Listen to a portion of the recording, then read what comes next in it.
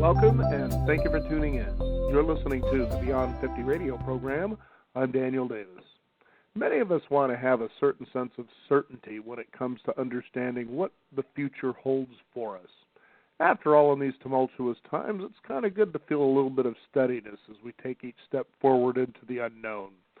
On the program today, we're going to be talking with someone who has been using what is known as the Living Tarot Oracle for more than 20 years. She explains that tarot cards can be a tool not only for fortune telling, but also as a guide for your deepest, most profound transformations. She'll also be talking about the use of tarot to better understand the times that we're living in, such as environmental and financial conditions, the current political environment. She also explains that our future is contained in our choices, actions, and integrity in the present moment. I'd like to welcome to the Beyond 50 radio program today our guest, Julia Hess. Julia, thank you for being on the program today. Hi, Daniel. Thank you so much for having me on again. Now, 20 years in reading the tarot, what's that been like for you?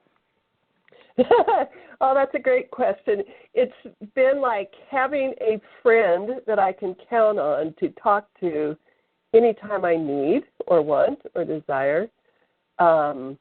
It's guided my steps a lot of times. It has provided a mystery of what I'm doing and hasn't guided my steps at other times. But it's like a constant companion, and I carry a small miniature deck with me in my purse, so I always have access to it. Now, people sometimes, I think, might have a misunderstanding of how tarot cards actually work. You know, sort of the idea that once I get a reading or they're laid out in front of me, that it's something that seems to be set in stone and certain. Kind of tell us how they actually work so people get a better idea, you know, the proper way that you should go about understanding what comes up in the deck when you're sitting across from someone who does this. Yeah, thank you for asking that. That's a great question. And a lot of what I try to do is to reframe people's understanding of tarot about being about being your fate and being fortune telling, and what the cards show means something good or bad is going to happen to you. So my reframe is more, I like to say tarot will take a snapshot of a picture of where you're at and the energies that are up for you at any given moment in time, and they can provide a roadmap to get you where you want to go. So it's like stepping outside of yourself and not quite being right in it when you see these pictures, these images unfolding before you. You can get a clearer image because it separates it from your, emotional state or limited vision of being in the middle of something. Did that answer your question? Absolutely, sure. So Great. when you begin working with people when it comes to having a tarot reading, what kinds of things do you like to let them know before you get started? Well, I'll let them know that they guide it. I have them shuffle the cards. I have them pull the cards. And I also have them tell me if they get any intuitive hit from a card before I tell them anything about it. So it's very much client-centered in that way. And I like to get their impression first, because a lot of times an image on a card will trigger a memory or an incident in a person's life that has nothing to do with the traditional meaning. And if that happens, I go with that person's own sense of the card, and if it seems appropriate, I'll fill in traditional meaning if that's helpful. So I let them know that they're in charge. They're in charge all the way. This is not fortune telling. This is not going to tell them what's going to happen to them. So now my understanding, too, is that you go about this process with people because it gives them a feel for ways they can perhaps, I guess, prepare, get a feel for something that's going to happen, as you were saying, guidance. Tell us a little bit more about that. Yeah, so a lot of questions people will come to me with is if they're at a choice point in their life, if they're thinking about moving and they have different options, or they're looking for a job, or they're interviewing for a job, or they're looking at a romantic relationship. 80% of readings are about relationships. And I just lost my train of thought. Can you trigger that again? Oh, the idea of, giving people an idea of the feel of what I suppose, not necessarily their future looks like, but how they take the information, how they use the information. Right, great. So if they're going for a job interview, I will help them formulate a question that feels right for them, and it will be along the lines of, what do I need to know to prepare for this interview? And then the cards will present a story. It's almost like watching a dream unfold that will respond to that question. Or if they're looking at 3 different jobs or 3 different places to move, we'll do cards for each place. What do I need to understand about this one? Place A, what do I need to understand about place B, or what do I need to understand about place C? And cards are rarely yes or no. So the person can go, well, if I choose to relocate here, this is what I can expect to be dealing with. This is what I'll need to be aware of. And if I move here, it will be a completely different set of circumstances. So they stay at choice in it. And I think that's much more empowering than telling them, oh, if you move here, something bad's going to happen. We always seem to think about the worst and try to find ourselves avoiding pain, don't we? Oh, I know. Yes. Now, that's what's funny about the tarot cards, too. You constantly hear people who, it seems, they really don't have an understanding about what the cards are, but certainly they have a good idea what the death card means. Right, Let's talk about the different cards here and kind of give a feel for what, not that they exactly mean, but kind of what they represent, I guess. Okay. Well, I'm going to divide it up a little bit. There's the cards, the tarot is divided into 3 different sections, which sets it apart from like oracle cards, like angel cards or medicine cards. And the structure of it is you have the 22 major arcana, and those are I like to describe them as the archetypal energies that a human deals with in their initiation into birth and all the way through life, and hopefully, if they come out at the other end, move through duality to unity. So the major arcana, and those are the cards like the Fool and Death and the Devil and the Empress and the Emperor and the World, and those are like where our dreams come from, that place that's beyond time and form and space. And then we have the 4 suits, the pentacles, the swords, the cups, and the wands, which represent the 4 elements of earth, water, fire, and air. And those are how the major arcana manifest in the world. Are you following me? Does that make sense? Yeah, absolutely. Great. So I like to say there are no bad cards. There's only good information. So if we look at the death card, sometimes it will mean an actual death, and in my experience, the person always knows. It's like somebody they're dealing with that's in hospice care, or somebody that has just died, they just lost somebody. But most of the time, it deals with the ending of some cycle or something that's over and done with. Like a marriage is over, a job is over, your time in a certain place is over. But within the death is the change, the letting go and surrendering into that letting go, and then by doing that, you're allowing for the next step, the new life to come in. So it's actually a very good card. It's very good information to go, okay, I need to let go of this now because there's nothing left to hang on to. It's over and done. So I'm going to turn and face what's next for me. So that's how I look at the death card. Did you have some more you wanted to discuss? Yeah, let's talk about a couple of others that people may kind of think they have an idea of, but what they actually are. Okay, well, let's start with the Fool, whose number is 0. They're all numbered, and the Fool is the one that begins the journey, so to speak. The Fool is who we are before we enter into this incarnation. So anything can happen. It's potential.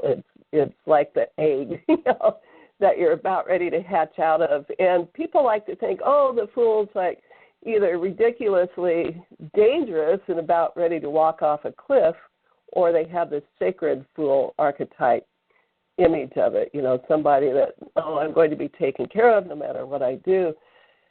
And in reality, when the fool shows up, it can mean both of those. And the other cards will determine, and the nature of the question will determine where the meaning actually ends up falling. So, and that's actually true with all of these cards, but the Fool can be really misunderstood also. It's neither, and none of the cards are good or bad. So when the Fool comes up, you can expect, oh, there's something new coming on. I'm looking at something new. How do I want to deal with this? And the other cards can give you that direction. And then the world is the completion of the Fool's journey. And when I say Tarot is so necessary, the teachings of it for our times, the Fool's journey through all the other cards take him or her through duality, where you learn about yourself through the other.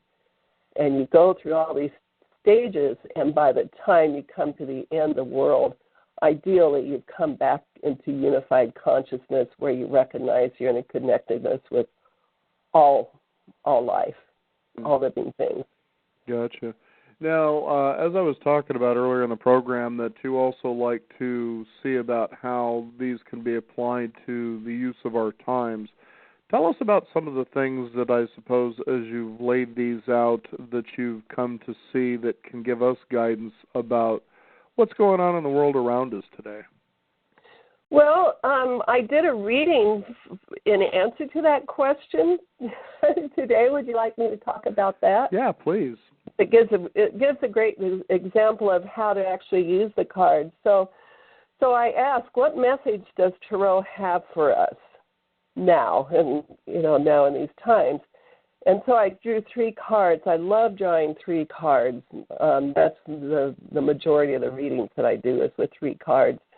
And the very first card I got was the death card, which, for most people, they go, oh, no, what message does it have for us? It's all over, it's hopeless. But then we look at the next, and then keep in mind that death is letting go of what no longer exists.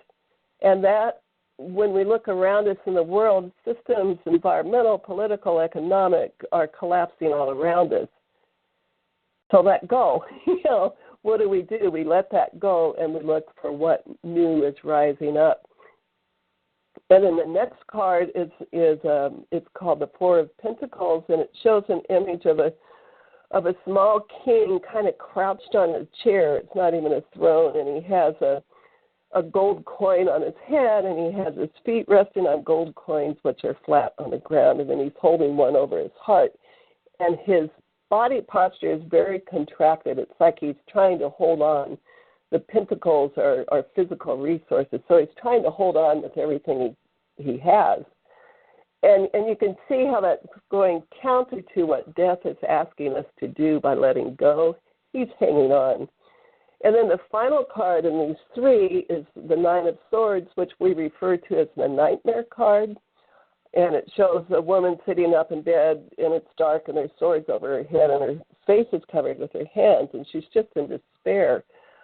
And so the message that Tarot has for us is change is happening whether we like it or not, and if we try to hold on to what we're familiar with and what we want, it's going to bring us grief. And that makes a lot of sense, too, because even when things are going good and things stay the same, that's not necessarily a good thing. Because you're not really growing, and it's funny how people really want to hold on, as I was mentioning earlier, to certainty of things, but they should learn to, okay, a good example. You brought up, for instance, just a moment ago about the death card. Oh, my God, and they're thinking behind that. And it's like, maybe you might want to examine, why do you have thoughts like that, for instance, that move you into a negative cycle of thinking, and then you wonder why things just don't seem to work out well for you. Don't you think maybe that's the first thing you should think about changing? The second thing, too, is as things arise, and it could be adversity, for instance, but everything has a use for it. Everything has something that you gain from it. All of us with certainty have had troubles, for instance. And, certainly a fair amount of us might, during those times of adversity, feel, for instance, well, why does this always happen to me? I never get a break. How come everybody else's life seems to be better and more charmed than mine is? And the thing is that once the troubles seem to be over with, and you're back to your, well, maybe in some cases a person might have a lot of complacency, but certainly that's comfortable and familiar for them, you realize that you really haven't grown much, and that's what adversity or troubles can bring to you. That's at least one gift. The other thing is that you might have the opportunity within that adversity to gain a whole new set of tools to where you start looking at it from a standpoint that says, man, I'm going to start seizing these opportunities more, and you start not necessarily saying, I want more troubles, but you certainly more or less look forward to them. You're looking for them now because you realize, man, these are gifts. And I can see how a tarot can maybe help somebody gain better insight about things like that. And I use troubles because certainly that usually gets people's attention. It's easy to think, oh, you really don't pay attention when things seem good, when things seem average, if you will, and you start taking life for granted. It's always going to be there, no big deal. I'm going to go about with the same patterns and habits I had before. But troubles, boy, that really straightens your spine and gets your attention. Right. You're so right about that. And it's so good life is a gift.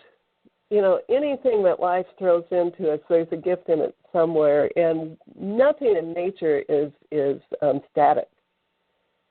If you looked at a pond and there's no new water coming in, it gets stagnant, and it's growing stuff and it ends up killing its very life-giving properties. So it's great to learn how to look at everything in your life as a gift, and if it's harder to see where the gift is, then you look a little harder, and tarot can certainly help with that. Now, I'm curious, did you happen to use the tarot during the last presidential election? I'm sure probably people were wondering about that one. I didn't. I don't use it for predicting outcomes. I don't think so much that, but perhaps, using it to say, well, as I mentioned earlier about the political climate, did you, for instance, kind of lay them out and say, well, whatever's going to happen, this might be an idea of what happens here. So, right. Okay. Yes, I have done that a lot, and mostly it's from the place of how do I respond to this, because my heart just hurts at all the pain and suffering, and I'm a huge proponent of public lands. That was one of the things that's being threatened with the outcome of the election is our public lands, and so that's where my grief was going. Although there's plenty of other things, and always has been, but my question has always been, how do I respond to this? How can I help? How can I be of service? And I'm so sorry. I wish I could tell you, what some of those readings said, but I don't have them in front of me right now, and I do have most of them in my notebook. But we can go on. Do you want to go on to the second part of this reading that we just talked about? Absolutely, please. Because that's kind of answering your question, because it looked kind of dire. What message does tarot have for us? We get death. We get the Four of Pentacles. We get the Nine of Swords, a nightmare card, which is, I never want to leave a reading like that. It's like, well, that's not very helpful. So my next question became, how can we best meet this change? And in response to your question, that's what I would ask myself a lot during this last election season. So the first card is this very delightful Page of Cups. It's what we call a court card, and the page pages are like messengers, and they're knights in training, so to speak. And cups is the suit that talks about water and our emotions and our feelings and our intuition. So it's this very delightful young page that's holding a cup with a fish sticking out of it, talking to him. And the message there is to start listening to our heart more, start cultivating our intuition so we can listen to those internal messages rather than being beaten down like in the Nine of Swords from the fear from all those external messages we get in the news every day. So the first step of how to meet this change is to shift from that nightmare card to this more open-hearted, listen to your inner heart, listen to your intuition. And then the next card is the Major Arcana Chariot, which is a very strong card about movement, going forward and being focused and using your will to move you forward, but your will not like power over, but your will like you're gathering everything. And the chariot shows a picture of a charioteer sitting very still, and he has his two horses, which in this deck look like Sphinx, and one is black and one is white. And it's telling us to use our opposites together to move us forward. And like you were just talking about, there's a gift in everything, so you don't leave what's unpleasant out. You use that to move you forward. And then the last card in this question, how do we best meet this change, is a very sweet Two of Cups, and it shows a man and a woman exchanging a pair of cups at their heart level. So, and then there's a caduceus with a magical lion above it, but it's like the healing medicine of this equal exchange of greeting somebody with love, and it's just telling us to have more love in our hearts and to greet each other with more love. And if we look at these pictures in a line, which I'm hoping our listeners can imagine, I have the Two of Cups underneath the Nine of Swords, and there's a complete difference in the two cards. So you can be in fear and despair and overwhelming, or you can be standing up straight and offering the next person you greet a message of love, something from your heart. So that's how we meet this change. We welcome it with love and focus our intention and don't let our fears get the most of us. Well, there you go, and there's no reason to in the first place. Right. But we need reminders so often, don't we? Absolutely, we do. Now, I'm curious when it comes to, I guess, what is it about this that you got involved with? I mean, 20 years of doing this, that's quite a long time. You know, how did you become impassioned with doing tarot readings? Well, I had friends, and this is in the early 70s, and tarot and astrology was becoming, very popular, going through a renaissance, so to speak. And I had one friend in particular that was reading cards, and at the time I was busy raising a family and doing that, but I'd always go to her for a reading if something came up, and she was very good, and it just fascinated me, and it wasn't logical. I'd always felt drawn to it, so as soon as my kids were mostly grown and out of the home, that became my focus, and I've just been steadfastly dedicated to it for the last 20 years. It called me. Now, I'm sure that there are probably going to be people out there that might be skeptical about tarot readings. What would you say to them about something like that? Well, there's nothing to believe in. It's a set of pictures. It's not, and give it a try. It's not an external force, and however it works, I don't know. My closest definition is Jung's synchronicity, which is meaningful coincidences. So, give it a try and try it with somebody like me, and I'm certainly not the only one that reads like I do, but don't go to fortune tellers that are going to tell you something bad or good is going to happen to you. I've had those kind of readings and they've never panned out.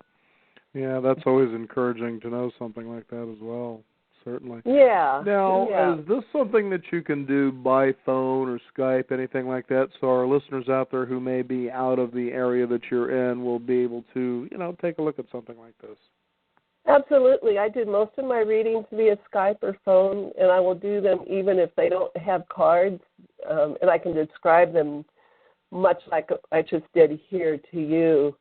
And how I do that if they don't have a deck of cards is I will have the deck. I'll have a deck with me, and I'll shuffle them while we're talking about their question, and then I'll start pulling them, and they tell me when to stop. And then that's the card that they draw. So at every point, they're still in charge. Oh, very encouraging. I want to thank you so much for joining us here on the program today. Any final thoughts you'd like to share with our listeners? Give it a try. I mean, it's like having your own little guidance counselor in your pocket, that you can go to.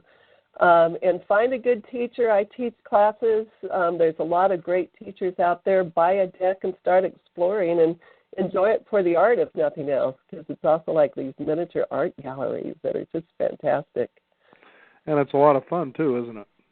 Absolutely. Yep, Oh, I have a great good. time. Well, thank you so much for joining us here on the program today. It's been a certain pleasure to have you here and sharing something as magical as the tarot. And I really appreciate it, too, Daniel. Thank you so much. Thank you again, Julia. We want to thank you, the listeners out there, for tuning in. You can also discover a little bit more in your future. Visit us at beyond50radio.com. That is the number 50. We do encourage you to sign up for our weekly e-newsletter and stay up to date with what's going on in the world of Beyond 50 as well as upcoming programs.